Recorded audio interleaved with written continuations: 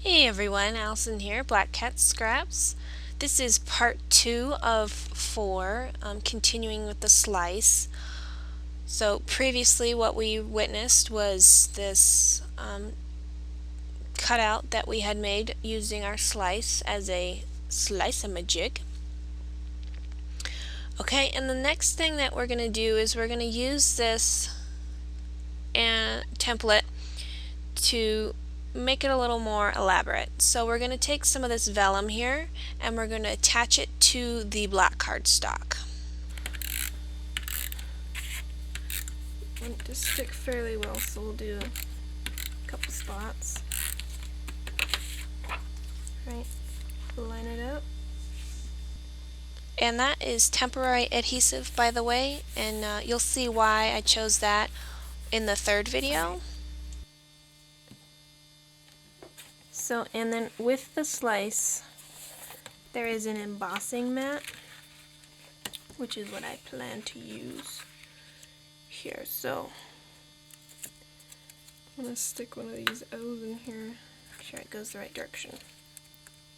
So I've got one of my O's in there that'll help me with some of this templating. I found it. So I've got this gel pen.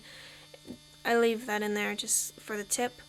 It doesn't work, and it hasn't worked since I've started using it for this purpose. So if you have a really useless, pointless gel pen that doesn't work anymore, here's what you can do with them. You can use them to emboss. Now this is called dry embossing. Now be very gentle, as depending on what surface you use. If this is like a really tough surface, like on a cutting mat, you could probably do a little, press a little harder. But this is, if I press too hard, I might go through the vellum, so go very gentle about it. So I'm going to go through and outline all the letters. Okay, and this technique is a raised dry embossing by doing it on the back side as opposed to the front. So it's more of a positive, where it's popping up as opposed to popping in. And if you emboss, do that rubby thing, that helps a lot from the paper curling.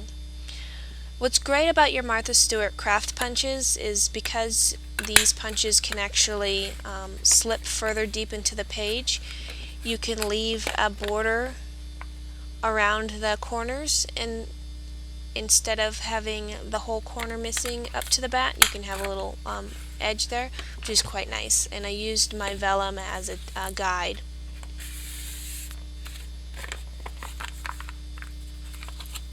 Right, and I'm going to go through all the edges, leaving about 1/8 of an inch, and I'm also going to go along the edges of all of the images here, the bats as well as my wording, and I'm just going to trace a little border all the way around everything.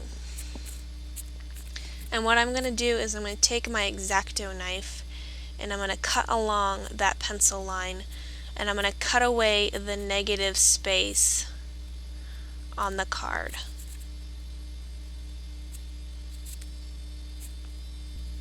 And it helps to have your image up against the border of the page here, so that when you have everything cut out, it's all in one piece. Now I'm going to go along the edges here with my x-acto. I'm going to just do all the straight edges and have those cut so that I have a lot less freehand to do, and it'll just be a lot cleaner and sharper. So in everything else, like the freehand cutting here, I had to get my face up close, so I had to shut the camera off to do that. And so I'm going to just do some detailed work here, get my curves nice and steady, and then pop out my negatives, and then just clean up the edges a little bit for any strays. And here's what the final product looks like. I ended up making 2 cards from that. Here's a little idea I had. So check out part 3 of 4. This is the making of the first card. And what we're going to do is how to create a card using the products that we just did, the die cut. Here's a sneak peek. Thanks for watching and stay tuned.